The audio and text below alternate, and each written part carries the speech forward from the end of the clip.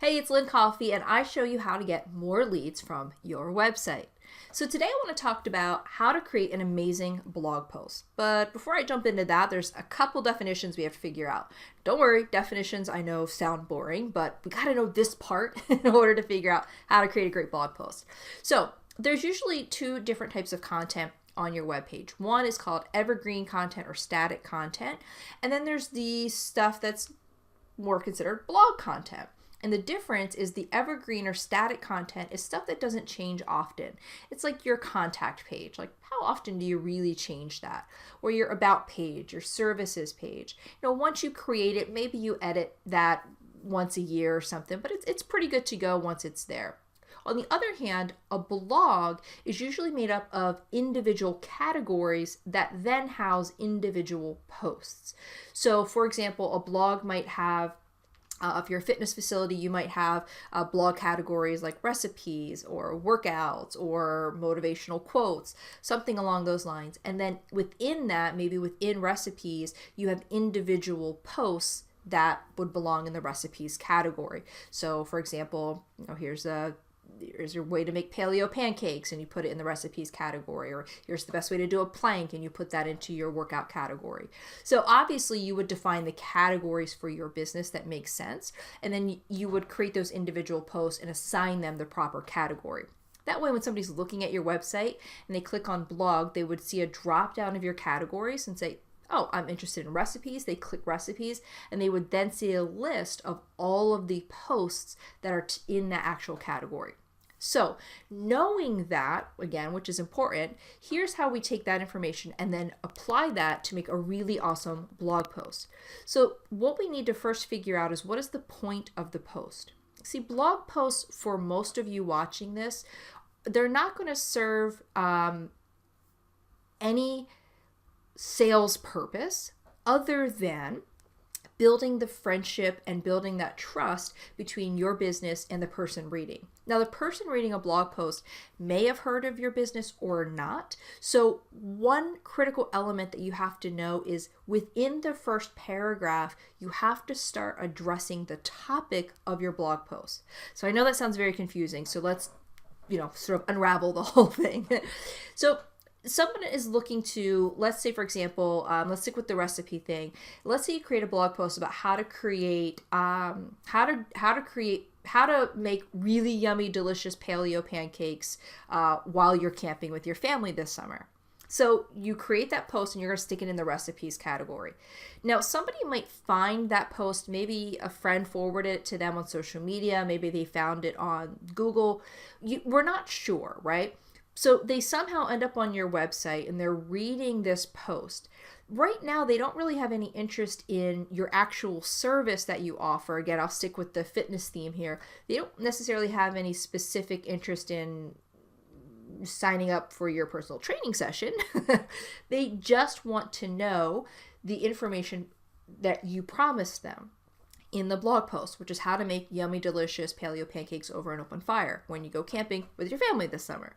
So you have to make the post about that topic. Now, this is important, and some of you may be like, well, yeah, Lynn, duh, like, of course.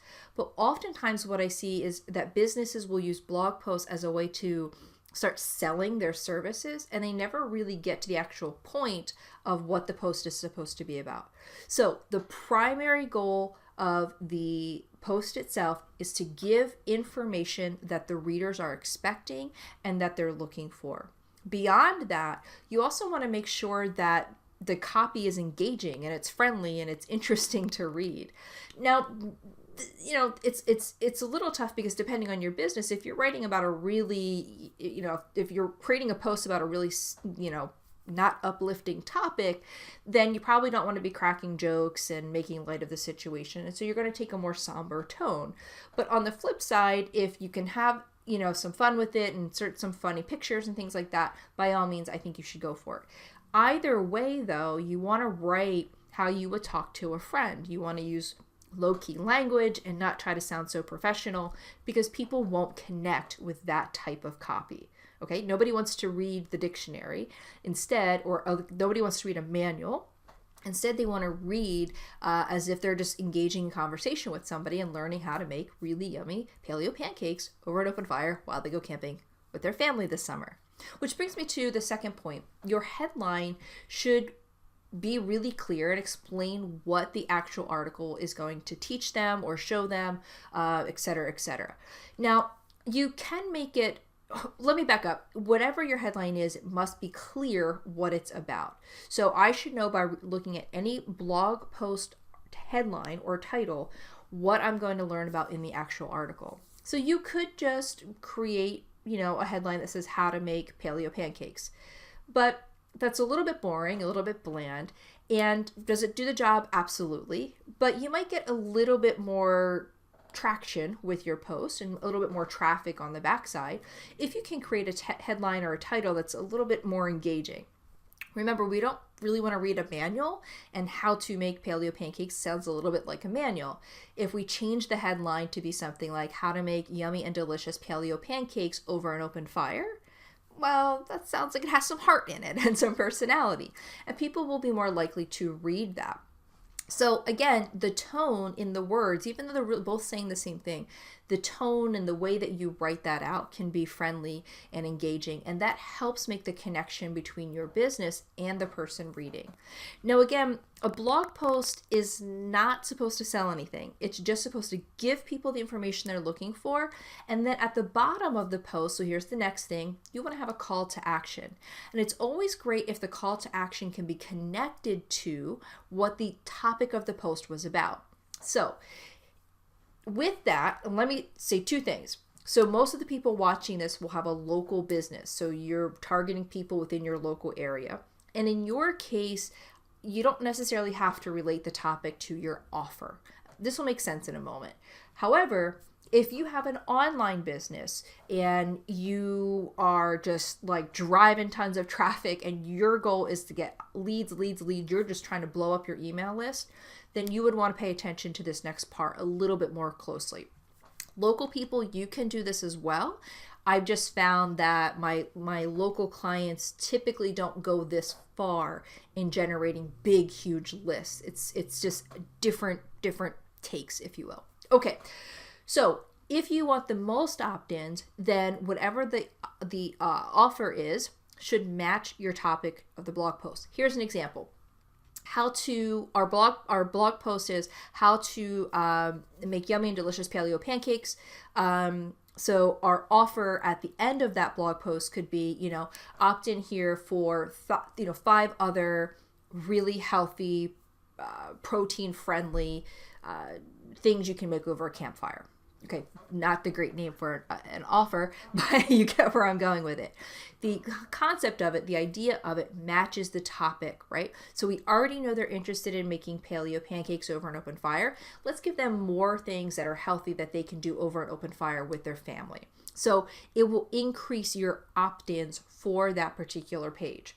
Now, if we create another article about a different topic, then we don't want to use that same offer, because if our next topic is all about, how to hang a hammock, well, it doesn't really connect to healthy recipes over an open fire, right? So we don't want to use that offer on a new blog topic that doesn't match it. In that case, you would create a different offer that would match the new topic.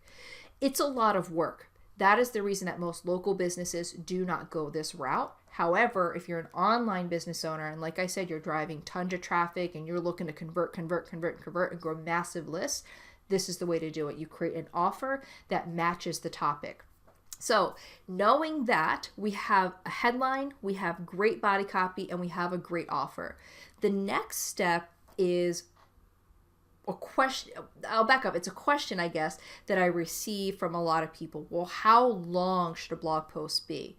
And the answer is there is no answer. If you like to write short and sweet, and that's what your readers like, then great. If you like to write long, very detailed things, and that's what your readers like, then great. The first thing, and this is a little bit different than what other people will teach you, but I think the first thing that you need to assess is, what is your writing style and what is the thing that you will do? If you hate writing, then I don't think that you should commit to writing one really long, detailed, blog piece every single week. If you just know at the start that you're not going to be able to commit and follow through, then I just don't think it's a fit for your style. So the first thing is you have to know what your style is. Not that you can't step outside your comfort zone, because I think that's always a good idea, but you have to know what your style is first. Then second, your style has to match that of what your readers like.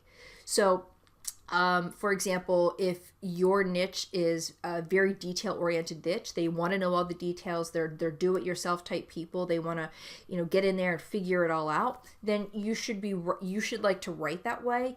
And you should be creating content that has all of those details in there, because the last thing you want to do is have somebody come to your website expecting to read how to make yummy and delicious paleo pancakes and not feel like they've gotten all the steps, or you don't want them to feel like they read the content and they still have questions. You want to fully answer their question so that they feel like damn, like that was a good piece of content. Like I got my, what, this person's a good writer, I'm interested, what else do they have?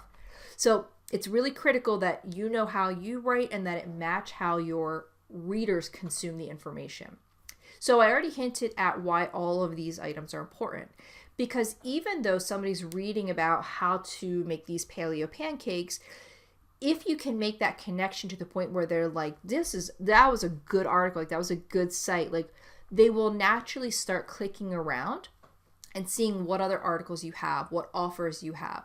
And the more that you can keep them on clicking around, the longer you can keep them on your website, the more opportunity you have to further make that connection. And hey, they read this content, they see this person that you help, they see this service that you do. Suddenly they're becoming more familiar with you, with your business, what things you can do to help them, what products you offer that, can assist them with their issue. Again, that part will be different for every business, but the point is your copy is so good and your blog post leaves them feeling like, damn, that was good. Like, what else does this person, I like this site. That's the feeling you're going for. So through those items that I just went through, that is how you create an amazing blog post that will not only give you more shares, because when people like content, they're more likely to share it, comment on it, refer it to a friend, leave a comment themselves, whatever the case would be, but they're more likely to engage with it and share it. So a blog post can get more engagement, more traction, but it can pull people in to look at your business that didn't even know you existed, or maybe they didn't even know they needed your service or your product yet. That's the power of a blog post when it's done the right way. As always, if you have questions, please reach out to me. If you're seeing this video on YouTube or Facebook or wherever, like it, share it, comment on it, help me out, subscribe to the channel. If you're looking at this particular video on my website, lynncoffey.com, then be sure to opt in for things I have here on the website, join my email list. And as always, if you have questions, reach out and let me know. Okay, go write your first amazing blog post. Bye-bye.